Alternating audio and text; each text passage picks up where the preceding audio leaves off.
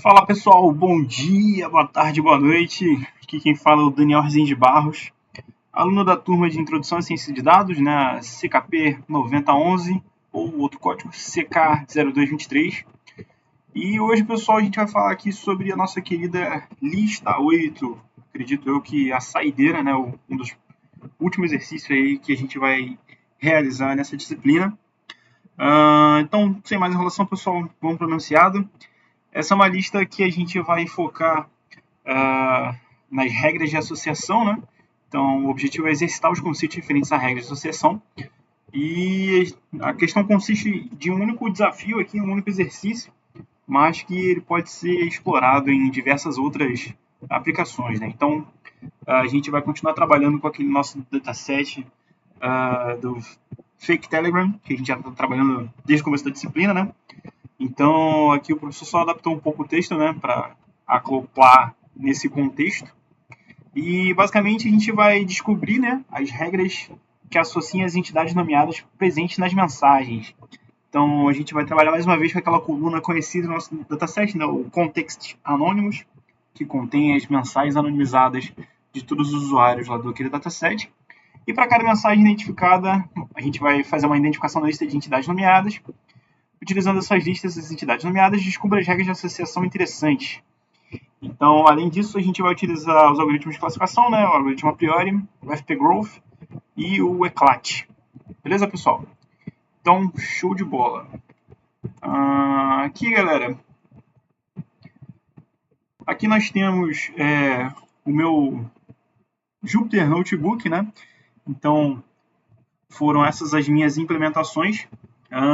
Então, para começo de conversa, a gente faz já o que a gente já está cansado de fazer, né? Todos os outros exercícios de praxe. Carregamos o nosso dataset do Fake Telegram, removendo as linhas que contêm travazap e também as mensagens duplicadas. Claro, para começo de conversa, importamos o NumPy e o Pandas, né, para fazer essas operações. Removemos também as palavras com menos 5, as mensagens com menos 5 palavras, naquela nossa clássica lógica, né, do split, com length menos 5, e damos um reset aqui nas linhas, né, para não ter nenhum viés. Beleza, pessoal? Então, primeiramente, para fazer as atividades, nós precisamos utilizar aqui os recursos do Space.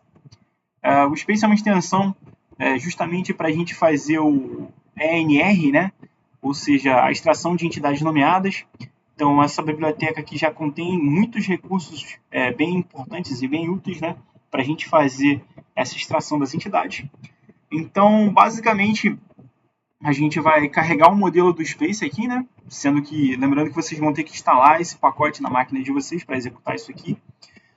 Então, a gente carrega o core aqui do modelo da extração das entidades. Fazemos uma pequena definição de extração de entidades aqui na nossa função. Então, como eu comentei antes, a gente vai continuar trabalhando sobre a nossa coluna target aqui, né, o Text Content Anonymous, e através dessa função aqui, extrair entidades, a gente consegue utilizar os recursos do Space para fazer esse agrupamento, né? Então, ok. Preparamos um dataset transacional com pelo menos 2 entidades. Alocamos aqui os recursos relacionados e convertemos para uma lista. Beleza? Feito isso, nós fazemos uma transformação para one-hot encoding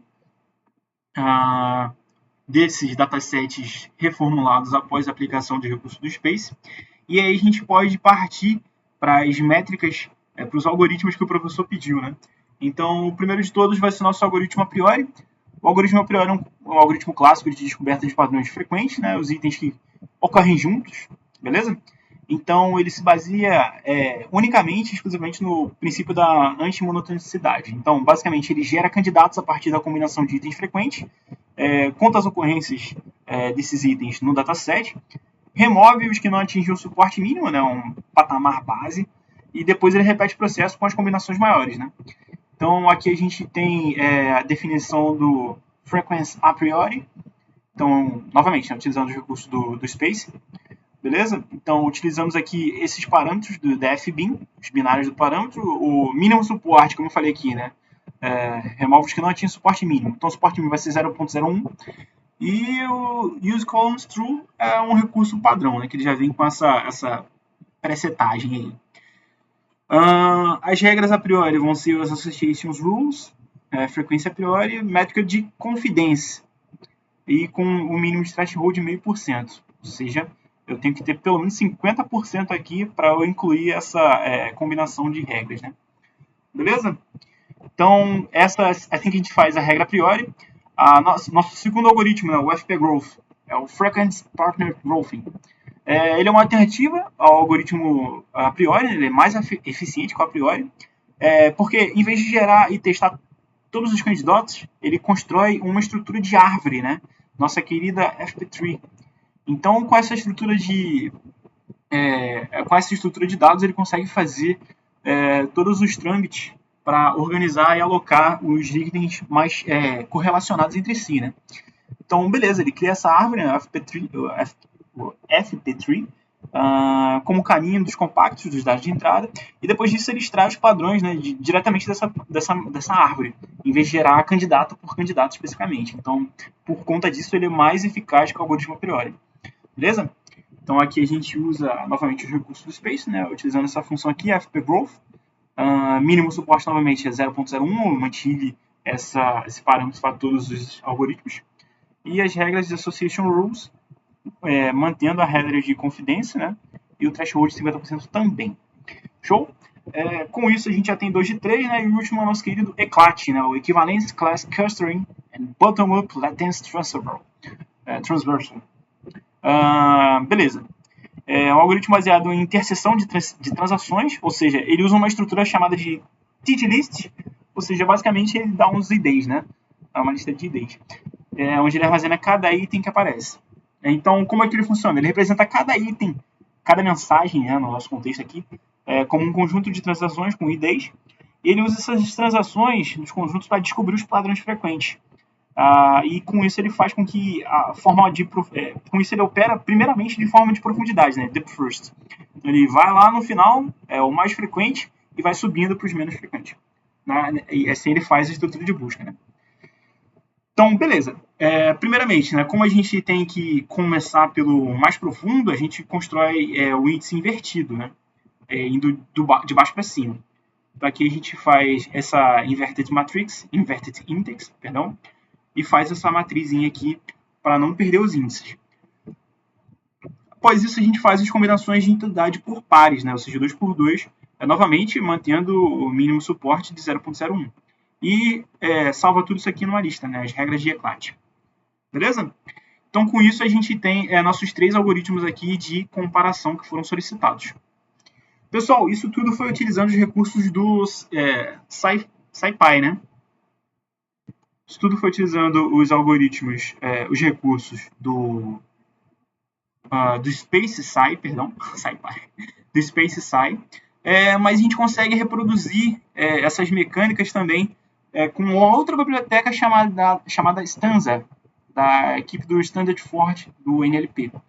Então, para isso, novamente, vocês vão precisar instalar os recursos do Stanza e fazer o download dos recursos, importar os modelos e os tokenizadores, né?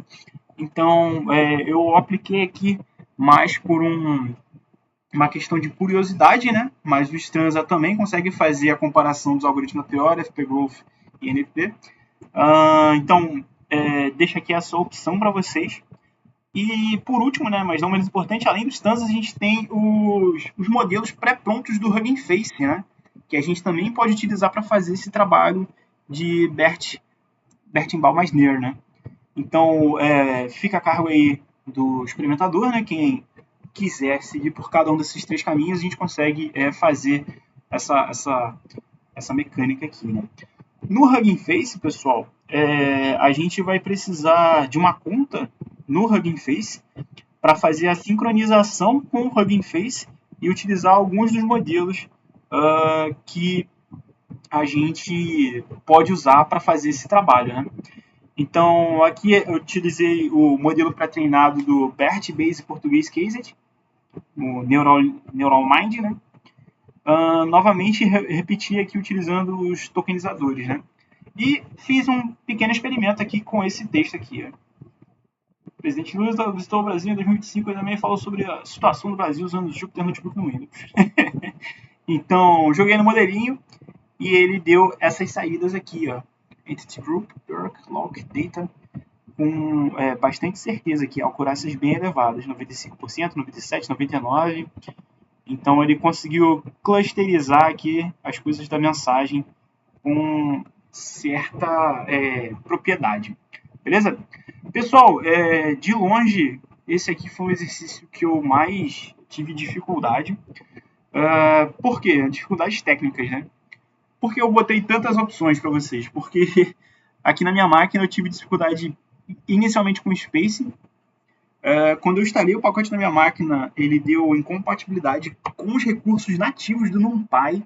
Então corrompeu basicamente o meu ambiente Anaconda, ele corrompeu quando eu instalei o Space. Isso foi bem chato, porque eu tive que desinstalar e instalar um monte de biblioteca. Então, fico aí esse ponto de alerta para vocês, cuidado. O que eu fiz, né? Eu fiz um downgrade no meu NumPy para uma versão abaixo do 2.0. Eu estou usando o NumPy 1.2.6, se eu não me engano agora.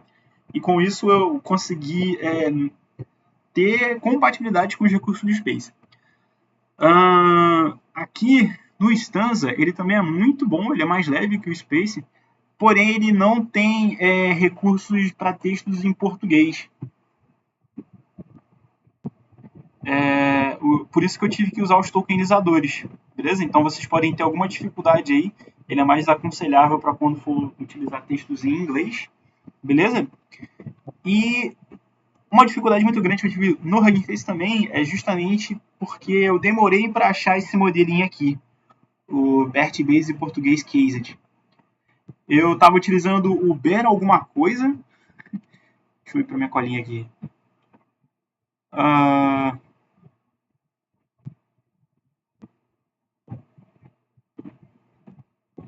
O BERT Case Finance muitos dos modelos que existem no Hugging Face, eles não são abertos ao público, pessoal. Então vocês têm que fazer todo um trâmite de logar suas contas para ter acesso aos modelos e poder baixar para rodar localmente. Então fiquem atentos caso vocês tentem utilizar o Hugging Face para essas mecânicas, entendeu? Vocês têm que ter pré-configurações nos seus computadores para utilizar dos recursos. Beleza, pessoal? Mas foram essas as minhas experiências aqui com a lista 8. Um prazer aí novamente estar com vocês resolvendo esses exercícios. Muito obrigado, pessoal. Um grande abraço e até a próxima. Fui!